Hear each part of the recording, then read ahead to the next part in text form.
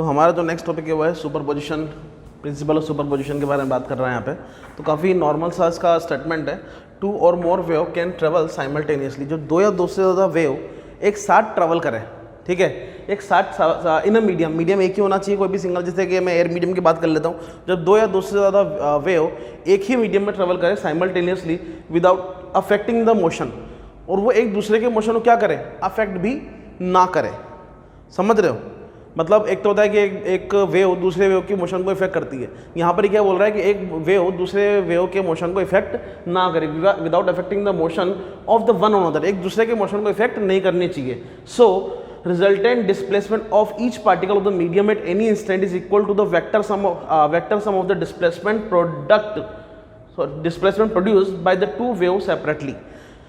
ये लाइन कहने को तो नॉर्मल सी, मैं आपको समझाता हूँ इसका मतलब क्या होता है। एक्चुअल में हम लोगों ने क्या किया हुआ है कि जो सुपरपोजिशन है उसको 2 पार्ट में डिवाइड किया हुआ है, कंस्ट्रक्टिव एंड डिस्ट्रक्टिव। मैं आपको दोनों की एग्जांपल की हेल्प से इस थ्योरी को समझाता हूँ कि बोलती क्या है। पहला मैंने लिया आपका कंस्ट्रक्टिव सुपरपोजिशन। आप ये सोचिए, ये आपका मीन पोजीशन है, एक वेव मेरे पास कुछ इस तरह का है, ठीक है, एक वेव मेरे पास कुछ इस तरह का है। आप देखेंगे कि दोनों का फेस जो है वो अप्रोक्सीमेटली सेम है, ठीक है, इस तरह का बना हुआ है। दिख रहा है आपको? थोड़ा सा ऊंचा हो गया ये वाला,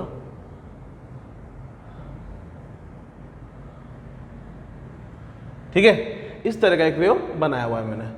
अब आप ये देखिए कि मान लेते हैं इसका एम्पलीट्यूड, पहले वाले का कितना मान लेता हूँ मैं, जो ऊपर वाली है इसका मान लेता हूँ मैं y1 है, और नीचे वाले का एम्पलीट्यूड कितना मान लेता हूँ मैं y2। एम्पलीट्यूड पता है एम्पलीट्यूड क्या होता है? Maximum displacement from its mean position. यहाँ पर 2 वेव है, ठीक है, और इसकी कंडीशन देखते हैं, 2 और मोर। यहाँ मैंने 2 वेव ले ली, साइमल्टेनियसली चल रही है, एक मीडियम में एक साथ चल रही है। देखो दोनों का डायरेक्शन इस साइड है, मतलब दोनों एक साइड चल रही है simultaneously in the medium without affecting the motion. क्या ये दोनों जब ऐसे जा रही हैं तो ये क्या दोनों एक दूसरे के मोशन को इफेक्ट करेंगी? आंसर इज नो, ठीक है, motion so of one another resultant displacement. अब देखो डिस्प्लेसमेंट का रिजल्टेंट की बात कर रहा है। आप ये देखिए, मैं सिर्फ इस फेस की बात कर रहा हूँ, एक ये है और एक ये है। इस वाले का एम्पलीट्यूड मैंने कितना बताया? y1, ठीक है।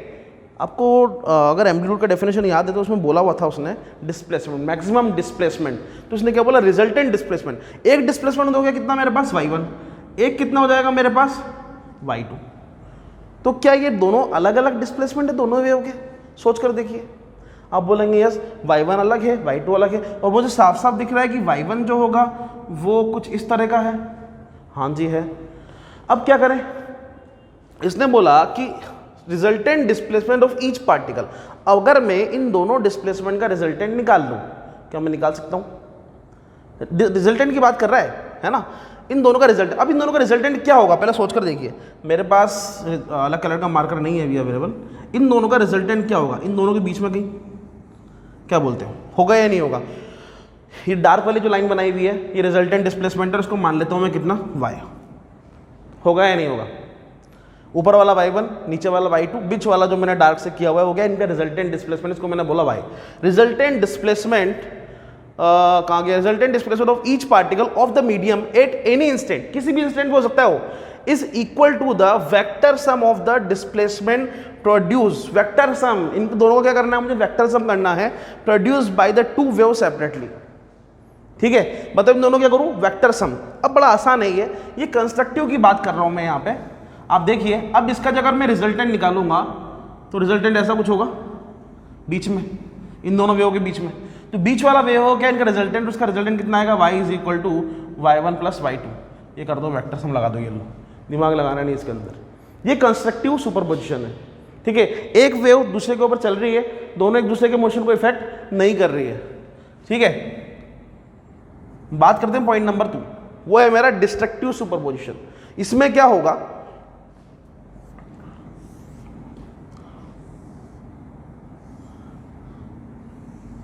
ये मेरा एक वेव है, ठीक है।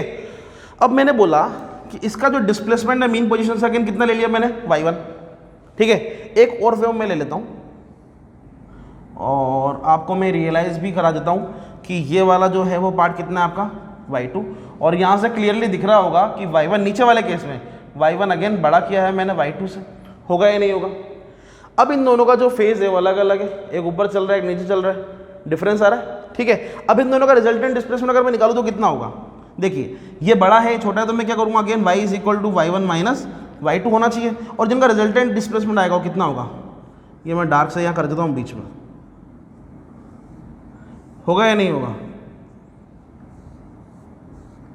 ठीक है। ये इनका रिजल्टेंट डिस्प्लेसमेंट आ गया। तो ये होता है आपका principle of superposition, it is very easy और काफ़ी कुछ थ्योरी में दिया हुआ है इसने, ठीक है। इन दोनों का जो वेवलेंथ होगा वो बराबर होगा, एम्पलीट्यूड दोनों का अलग अलग होगा, वो आपको दिख रहा होगा यहाँ पे, ठीक है।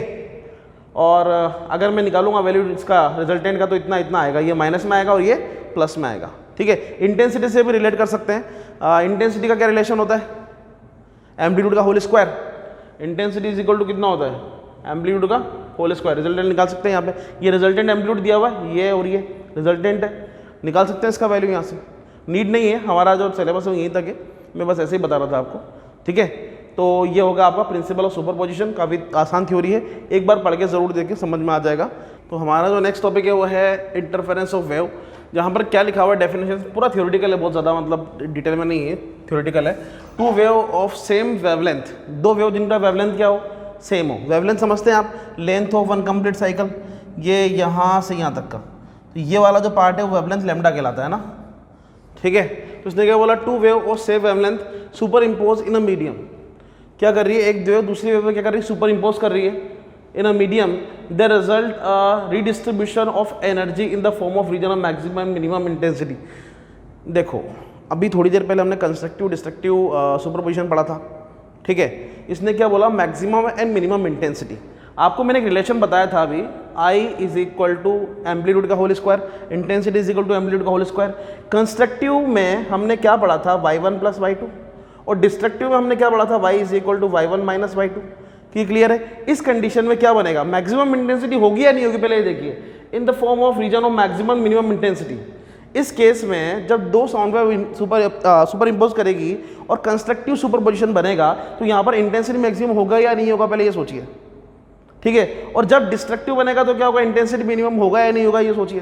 मैंने दोनों के सब समझाया आपको, उसी का थ्योरिटी यहाँ पर दिया हुआ है, थ्योरी दी हुई पूरी कि region of maximum minimum intensity, condition क्या दिया हुआ है, वेव मोशन सेम डायरेक्शन में, भैया हमने जो बनाया था वो भी किस डायरेक्शन में था, दोनों सेम डायरेक्शन में था, हाँ भले ही फेजेस अलग अलग थे लेकिन डायरेक्शन सेम था। Source should be coherent, coherent source क्या होता है कि हम लोग, कोहेरेंट सोर्स का मतलब ये दिया हुआ है कि जिसकी फ्रीक्वेंसी वेवलेंथ वगैरह सेम हो, ठीक है। तो हम क्या करते हैं कि दो अलग अलग सोर्स नहीं लेते हैं, जैसे कि मैं मान लेते हैं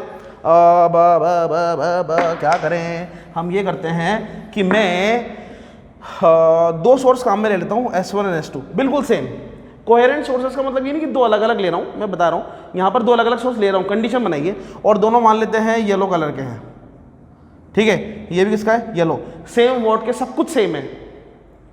तो मतलब आप ये कहना चाहोगे कि, और ये मान लेते हैं P पॉइंट पर जा रहे हैं, तो ये क्या होगा, इसकी जो फ्रीक्वेंसी वो भी सेम है, सब कुछ सेम है, लेकिन हो सकता है कि जिनका स्विच ऑन करने का टाइम पीरियड है वो अलग अलग हो सकता है।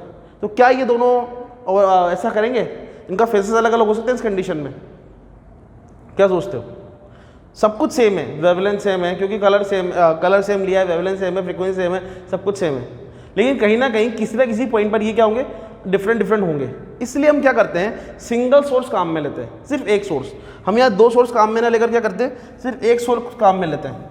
जैसे कि मान लीजिए मैंने कोई भी पॉइंट सोर्स ले लिया और बाद में उसको मैंने क्या किया, दो अलग अलग हॉल से पास कराया, इस तरह और इस तरह, और जब ये लाइट आगे जाके मिलेगी तो क्या एक ही सोर्स के, ये सोर्स एक ही है, तो इनका टाइम पीरियड भी सेम होगा, फ्रीक्वेंसी भी सेम होगी, वेवलेंथ भी सेम होगा, सब कुछ सेम होगा, ठीक है। तो ये क्या, ये सोर्स होता है, कौन सा होता है आपका, कोहेरेंट सोर्स। मतलब सोर्स क्या होना चाहिए, सिंगल होना चाहिए, जिसका फ्रीक्वेंसी सेम होना चाहिए, सब कुछ सेम होना चाहिए अप्रोक्सीमेटली, ठीक है। तो ये होता है आपका इंटरफेरेंस ऑफ वेव। दूसरा पार्ट है अपना बीट। बीट होता क्या है, वैसे बीट म्यूजिक से रिलेटेड नाम है तो समझ रहे होंगे क्या पढ़ने वाले हम लोग। बीट क्या बोल रहा है कि when two wave of nearly, sound wave लिखा होगा, when two sound wave of nearly equal to, देखो nearly equal frequency, nearly equal मतलब बिल्कुल सेम नहीं है, ठीक है, थोड़ा सा डिफरेंस है, जैसे कि एक की अगर 10 हर्ट्ज होगी तो एक की 9 हर्ट्ज है, ज़्यादा डिफरेंस नहीं है। Nearly equal frequency travel in the same direction, direction क्या है, अभी भी सेम है, एट अ गिवन पॉइंट, ये पीटी मतलब पॉइंट लिखा हुआ है मैंने, due to superposition intensity alternatively increases and decreases.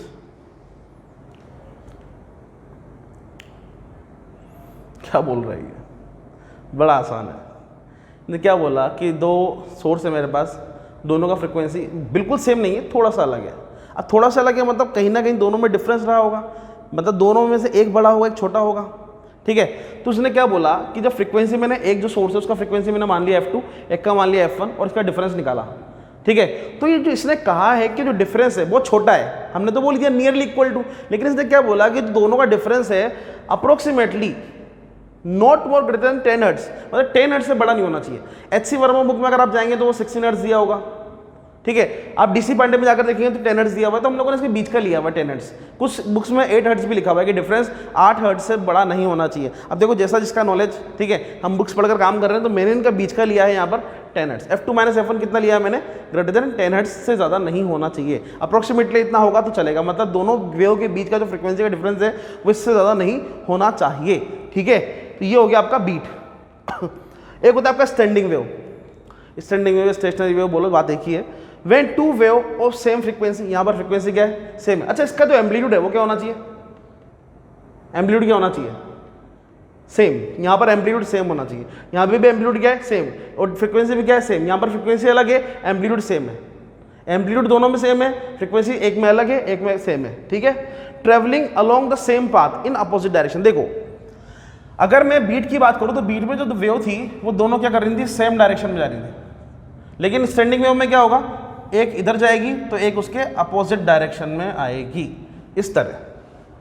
दोनों का फ्रीक्वेंसी क्या होगा इस केस में, सेम होगा। एम्पलीट्यूड क्या होगा, same. Travelling along the same path in the opposite direction, superpose. बाद में क्या होगी, सुपरपोज होगी। ये क्या कहलाएगी आपकी स्टैंडिंग वेव, ठीक है। तो ये आपका बीट था, ये आपका स्टैंडिंग वेव है, दोनों लगभग सेम है, बस इसमें सेम डायरेक्शन में जा रहे हैं, इसमें अपोजिट डायरेक्शन में। इन दोनों में फ्रीक्वेंसी क्या है, अलग अलग। इसमें फ्रीक्वेंसी डिफरेंस है, इसमें फ्रीक्वेंसी सेम है। इन दोनों में एम्पलीट्यूड सेम है, ठीक है। तो ये आपका बीट और स्टैंडिंग वेव है, काफ़ी आसान है, एक बार पढ़कर देखें थ्योरी। नेक्स्ट टॉपिक करते हैं, थैंक यू।